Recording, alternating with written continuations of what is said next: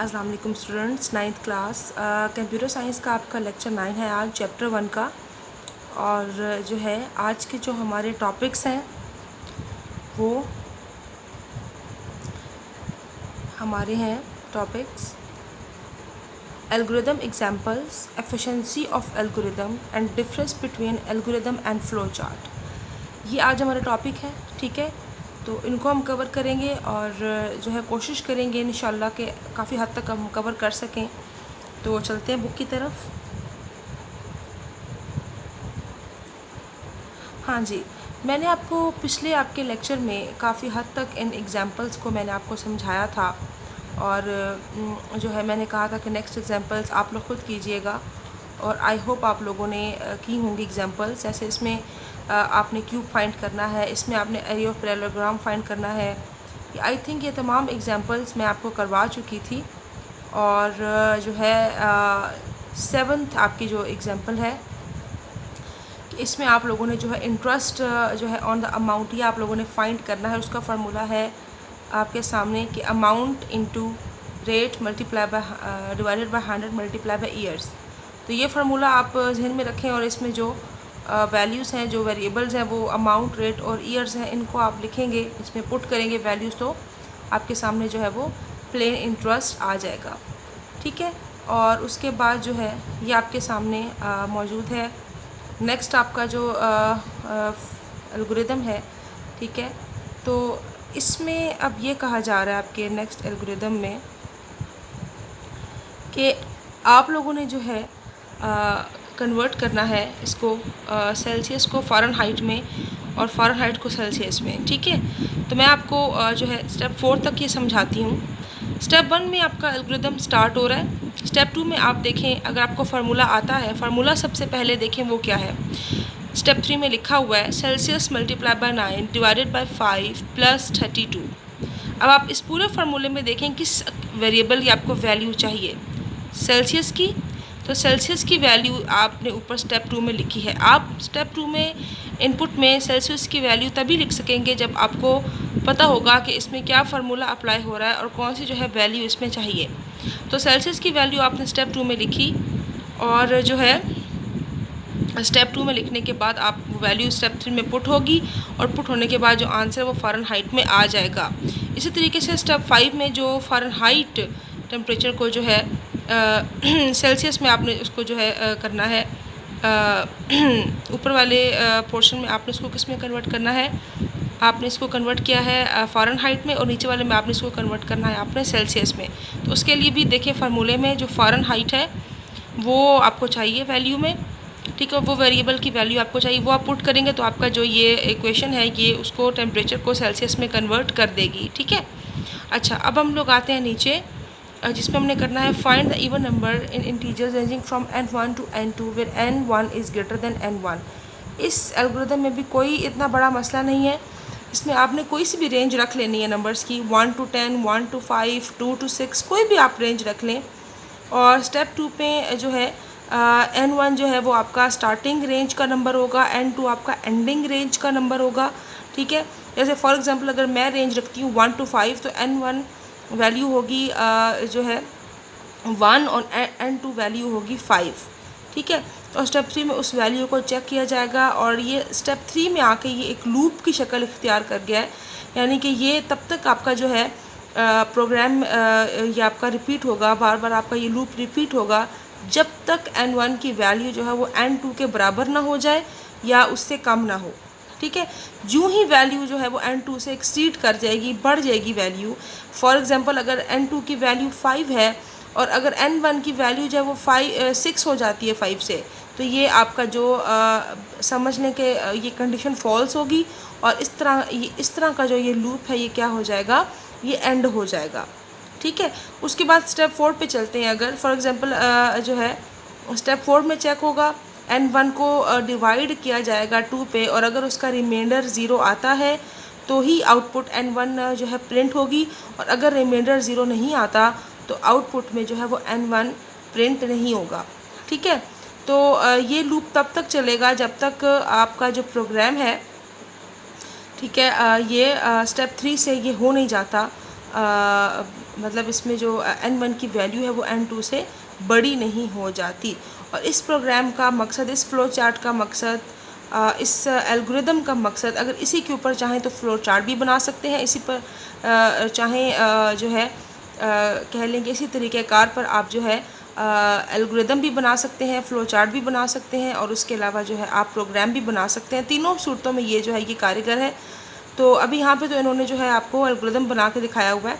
तो यहाँ पे आप समझ लें कि इसका मकसद जो है जितने भी जो आप रेंज आपने चूज़ की है उसमें से तमाम जो है इवन नंबर्स को जो है शो करना, उनको प्रिंट करवाना। ठीक है।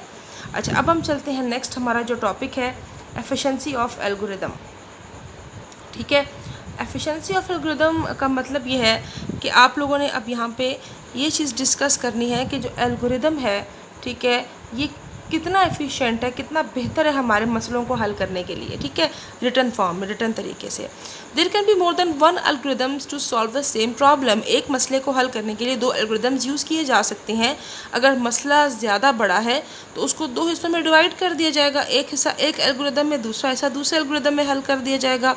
which one is better depends upon the efficiency of the available solution algorithms। या ये भी है कि अगर एक मसला है तो उसको आप दो तरीक़ों से हल कर रहे हैं। ठीक है, उसको आप दो तरीक़ों से जो आप उसे हल कर सकते हैं, तो फिर जो है उसमें यह है कि एक तरीके का अलग एक एल्गोरिदम बनेगा। ठीक है, और दूसरे तरीके पर अलग एल्गोरिदम बनेगा, लेकिन उन दोनों में से जो बेहतर एफिशिएंट है वही उसको आप चूज़ करेंगे, वही आपका बेस्ट सोल्यूशन होगा। Efficiency of algorithm is measured on the basis of two matrix. दो यहाँ पे इन्होंने बताए हैं इंपॉर्टेंट पॉइंट्स जिनके ऊपर एफिशिएंसी मैटर करती है। Number of steps, consider to more efficient it takes less number of steps to result each result to reach the result. अब यहाँ पे ये बात आप समझ लें कि एक एल्गोरिदम के एफिशिएंट होने की जो पहली निशानी है वो ये है कि जो एल्गोरिदम है उसमें नंबर ऑफ़ स्टेप्स की तादाद कम हो। ये ना हो कि आपने बहुत ही लंबा चौड़ा एक एल्गोरिदम आपने बना दिया, किसी मसले को हल करने के लिए आपने जो सोल्यूशन निकाला है वो काफ़ी छोटा हो।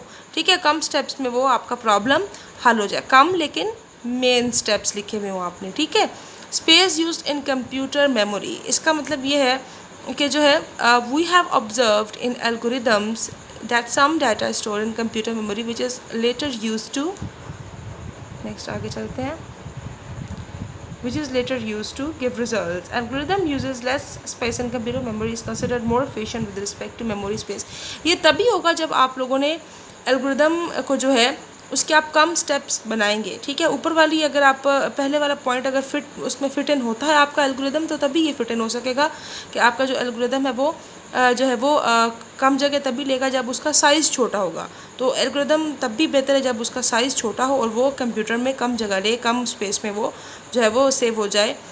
तो ये भी जो है एक दूसरा बेहतर पॉइंट है जो कि एल्गोरिदम को जो है मज़ीद एफिशिएंट बनाता है। एग्जाम्पल पे चलते हैं। ठीक है, ये डिटेल है, ये आप लोग पढ़ लीजिएगा। I think you can understand it easily. तो आगे चलते हैं कि let's suppose we have algorithm to solve certain problem. यहाँ नीचे एक प्रॉब्लम दी गई है एग्जाम्पल में, इसको सॉल्व करने के दो तरीके आपको यहाँ पे बताए जाएंगे। ठीक है, और जो है one algorithm has n steps whereas other algorithm has n2 steps. In this case the formal algorithm is considered more efficient than the latter one. अब यह है कि पहला जो एल्गोरिदम है उसमें जितने भी स्टेप्स हैं वो दूसरा एल्गोरिदम जो कि n2 है उससे कम है। तो इसीलिए कहा जा रहा है कि जो पहला जो एल्गोरिदम है it is much efficient than the next और द एल्गोरिदम। नेक्स्ट एल्गोरिदम से जो है वो अपकमिंग एल्गोरिदम जो है उससे ज़्यादा बेहतर पहला आपका जो है ये एल्गोरिदम है। वो need to compute the following, हमें फॉलोइंग को कंप्यूट करना है। अब ये है कि ये सीरीज़ आपके सामने 1 to 99 और इसको आप लोगों ने ऐड करना है, प्लस करना है। ठीक है, और यहाँ पे ये दो फार्मूलाज दिए हुए हैं उन्होंने। ठीक है, फार्मूलाज यहाँ पे आप इस डिटेल को पढ़ेंगे तो आपको प्रॉपर समझ आ जाएगी कि किस तरीके से जो है पहला तरीका दूसरे से बेहतर है। ठीक है, या दोनों में से कौन सा तरीका जो है वो बेहतर है। ठीक है, तो जो है चलिए इसको पढ़ते हैं और देखते हैं। हाँ जी, different minds can find different solutions to solve this problem. Obviously it is true. One solution is to start adding numbers from the beginning and keep adding till the end. एक तो solution ये है कि आप इन number को, पहले number को जो है दूसरे में ऐड करना स्टार्ट करें और एंड तक ऐड करते जाएं। ठीक है।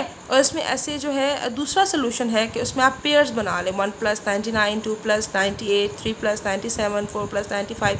ये दूसरा तरीका है इस सीरीज़ को ऐड करने का, ठीक है। वेयर ईच पेयर गिव्स 100, जिसमें हर एक पेयर जो है वो 100 हमें आंसर देता है। 99 में 1 प्लस करें 100 आता है, 98 में 2 प्लस करें 100 आता है, so on. We count the number of pairs and multiply that count with 100, and then in result we add 50 as it is nowhere in any pair, ठीक है। हम नंबर ऑफ़ पेयर्स को काउंट करते हैं और फिर मल्टीप्लाई करते हैं, ठीक है, इस पूरे काउंट को किसके साथ, 100 के साथ, and then in result we add 50 as it is nowhere in any pair, और फिर हम 50 ऐड करते हैं क्योंकि 50 इस पूरे पेयर में कहीं भी नहीं है, ठीक है। अच्छा, अब यहाँ पे आप देखें कि another solution is to use formula को देखें, n into n + 1 divided by 2, where n is the last term, so the solution is just to solve 99 into 99 + 1 divided by 2, ठीक है। अब ये जो सोल्यूशन है, ये जो फार्मूला है, I think it is a better approach to solve this problem. जैसे कि हम सीरीज़ को ऐड करें, नंबर्स को हम लगातार ऐड करते जाएं, हम अगर इस फार्मूले की मदद से हम नंबर्स को ऐड करेंगे तो it would be easier than the previous methodologies. तो आई थिंक जो है ये formula is much better way to solve this series. तो इसको आप पढ़िएगा और इंशाल्लाह ताला आपको मज़ीद बेहतर इसकी समझ आएगी। आप इसे रीड आउट कीजिएगा, ठीक है, और जो है याद भी इसको डेली कीजिएगा। ओके बच्चे, अल्लाह हाफ़िज़।